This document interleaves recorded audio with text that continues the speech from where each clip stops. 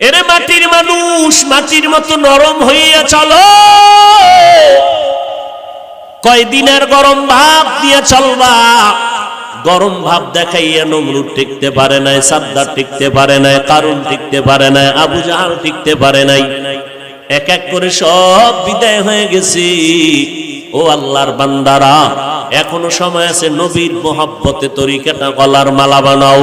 ও এলাকার মুসলমান, ও পর্দার আড়ালের আম্মা জানেরা, বোনেরা, ও বৃদ্ধ বাবাজি, মাটির মতো নরম তবিয়তটা, অভ্যাসটা অন্তরে নিয়া সন্তানগুলোকে আদর্শওয়ালা বানাও। দুনিয়া কিছুই না রে বাবা। আজকে আমি টাকার গরম দেখাই, আমার শিক্ষার গরম দেখাই, আমার গরমের মেয়াদ কত জানেননি?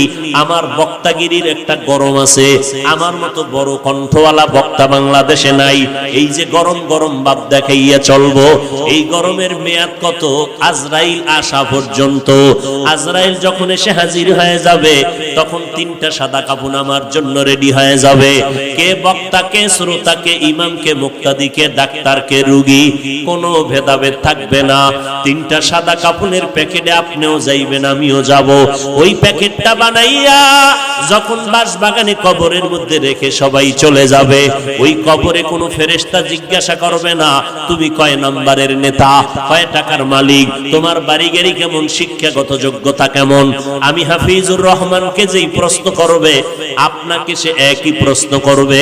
সমস্ত কবরওয়ালাদের তিনটা প্রশ্ন করবে। রবের পরিচয় দাও, ধর্মের পরিচয় দাও, রাহমাতুল লিল আলামিনের পরিচয় দাও। এই তিনটা প্রশ্নের জবাব যারা দিতে পারবে, মদিনার নবী বলেন তাদের কবর হবে রওজাতুম মির রিয়াজিল জান্নাহ। আর যারা জবাব দিতে পারবা না, তাদের কবর হবে হুফরাতুম মিন হুফারিন নার। ও আল্লাহর বান্দা, কয়দিনের যৌবনের বাহাদুরি করবি? আল্লাহ বলেন সব মাখলুক তোমার গোলাম বানায় দিলাম। আসমানটাও তোমার গোলাম, সূর্য তোমার গোলাম, জমিন তোমার গোলাম, বাতাস তোমার গোলাম। কেমন গোলাম দেখছো নি? সূর্যের তাপ তোমরা ব্যবহার করো, নিতেছো, গ্রহণ করো, কোনো বিল নেই। আমি আল্লাহ পানি দিলাম ফ্রি, কোনো বিল নিলাম না।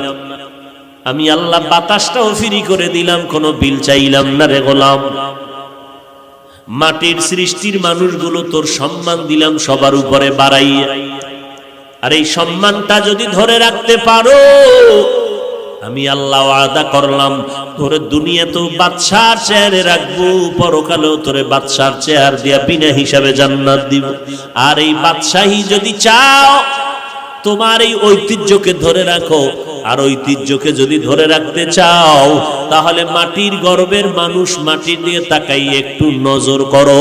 মাটির মধ্যে একটা গুণ আছে, সেই গুণটা তোমার মধ্যে জমা করে নাও। বলে মাটির মধ্যে কি গুণ আছে? নজর করিয়া দেখো। একটা জমিনেরে 13 বার জাল দলিল দিয়া বিক্রি করিয়া দালালেরা কত টাকা খাইলো? আসেনি? আল্লাহ কয় দেখ, এই জমিনটা কারোর সাথে বেয়াদবি করে নাই। এই জমিনের মধ্যে কত মানুষ মদের বোতল নিয়ে লাফায়। এই জমিন মাটির মধ্যে বৈশা কত মানুষ জিনা করে। মাটি তো কারোর সাথে খারাপ আচরণ করে না। যত জুলুম অন্যায় অত্যাচার গুলো ধৈর্যের সাথে মেনে নিতেছে। মাটি যদি মেজাজ গরম করে, দুনিয়াটা ধ্বংস করতে একটা সেকেন্ড লাগবে না। শরীয়তপুরের মানুষগুলো মাটি আর বাড়ি সহ পানির মধ্যে চলে গেল। এরে আল্লাহর গোলাম, এখানে যদি আল্লাহ অর্ডার করে মাটি তুই 50 ফিট নিচে ধসে যা, মাটি ধসে যাবে। বাড়িঘর শুদ্ধ মানুষ আর ঘরও বলতেও কোনো সময় পাবে না। আল্লাহ তাআলা বলেন মাটির মধ্যে তাকায় দেখ, এই মাটির মধ্যে একটা গুণ আছে।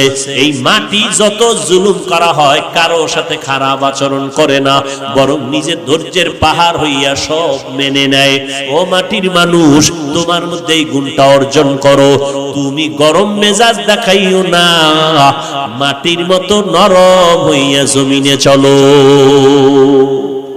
আল্লাহ বলেন ও মানুষ, তোমাদেরকে আমি আল্লাহ শক্ত মাটির থেকে বানাইছি, নাপাক পানির থেকে তোমাদেরকে আমি আল্লাহ রূপান্তরিত করলাম।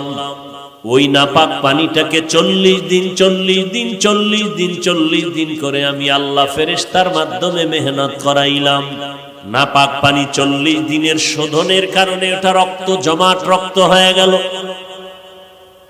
জমাট রক্তকে আবার 40 দিন শোধন করার পরে গোশতের টুকরা, এর উপরে হাড্ডি, আবার 40-এর মেহনতে আবার এর উপরে গোশত। আমি আল্লাহ সুন্দর করে মায়ের গর্ভে সুন্দর একটা স্ট্রাকচার বানায় দিলাম। আমি আল্লাহ আস্তে আস্তে করে ধীরে ধীরে তোমার মতো মানুষটা আমি ফেরেশতার মাধ্যমে মায়ের গর্ভে সুন্দর করে বানিয়েছি। তো আল্লাহ বলেন আমি মাটির থেকে সৃষ্টি করেছি, এটাই আসল। নাপাক পানির থেকে যদি হয় তো কেমনে হবে? আবার মাটির থেকেই যদি আসল হয়, কই আমাদের তো নাপাক পানির থেকে আমরা আসছি, মাটির থেকে তো আসি নাই। এর জবাব হলো মাটির থেকে তোমাদের সৃষ্টি করার অর্থ হলো 1 নাম্বার, আমি তোমার বাবা আদমের ডাইরেক্ট মাটির থেকে আমি আল্লাহ নিজে বানায় দিলাম। আর আদমের পাজরের হাড় থেকে তোমাদের মা হাওয়া আলাইহিস সালামের আমি আল্লাহ বানাইছি জান্নাতের ভেতরে। আদম নবী জান্নাতে আরামে ঘুমায়, ঘুমের গভীরতার মধ্যে আমি রব্বুল আলামিন আদমের পেছনের হাড় নিয়ে হাওয়াকে বানাইয়া সুন্দরী রূপসী করে পোশাক পরাইয়া একটু দূরে আমি বসায়া রেখেছিলাম। আদম ঘুম থেকে উঠিয়া অচেনা সুন্দরী রূপসীকে দেখে আকর্ষণ বাড়তে লাগলো। আদম ওদিকে মন যায়নি, কয় যায়, বলে যাওয়ার আগে পদ্ধতিটা কমপ্লিট করে নাও। আমি আল্লাহ এর সাথে তোমার হালাল বৈধতার সার্টিফিকেট দিতেছি। বলে কেমনে? বলে আমার বিশ্ব নবী রাহমাতুল লিল আলামিনের উপরে 4 বার অথবা তুমি 11 বার দরুদ শরীফ পড়ো তো হালাল হয়ে যাবে। আদম নবী তাই করলেন, 11 বার মদিনাওয়ালা নবীর উপরে দরুদ পড়লেন। আম্মা জান হাওয়া হালাল হয়ে গেলেন। 2 জন জান্নাতে থাকবেন। আল্লাহ বললেন থাকো, আনতা ওয়া যাওজুকাল জান্নাতা ওয়া কুলা মিনহা রাগাদান হাইসু শি'তুমা।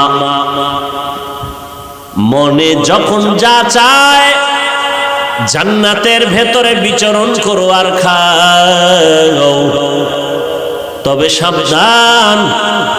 একটা গাছকে ইশারা করে বললেন ওয়ালা তাকরাবা হাযিহিশ শাজারা, ওই গাছের নিকটেও যাইবা না, যদি যাও তো জালেম